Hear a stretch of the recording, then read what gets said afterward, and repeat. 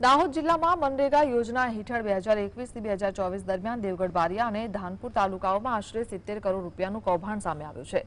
આ કૌભાંડમાં રસ્તાઓ, ચેકડેમ અને અન્ય પ્રોજેક્ટ્સના અધૂરા કામો હોવા છતાં ખોટા પ્રમાણપત્રો રજૂ કરીને નાણાંની ચૂકવણી કરવામાં આવી હતી। વધુમાં ઘણા કામોમાં ટેન્ડર પ્રક્રિયા વિના એજન્સીઓને ચૂકવણી કરવામાં આવી, જેમાં મોટા ભાગે રાજ્યમંત્રી બચુભાઈ ખાવડના પુત્ર બળવંત ખાવડની માલિકીની રાજ કન્સ્ટ્રક્શન અને રાજ ટ્રેડર્સ એજન્સીઓને 2020 થી 2024-25 દરમિયાન 250 કરોડથી વધુની ચૂકવણી કરવામાં આવી હોવાનો ઘટસ્ફોટ થયો છે। જિલ્લા ગ્રામ વિકાસ એજન્સીના નિયામક BM પટેલે આ ગેરરીતિમાં સામે દાહોદ B ડિવિઝન પોલીસ મથકે એજન્સીઓ અને સંડોવાયેલા કર્મચારીઓ વિરુદ્ધ ફરિયાદ નોંધાવી છે।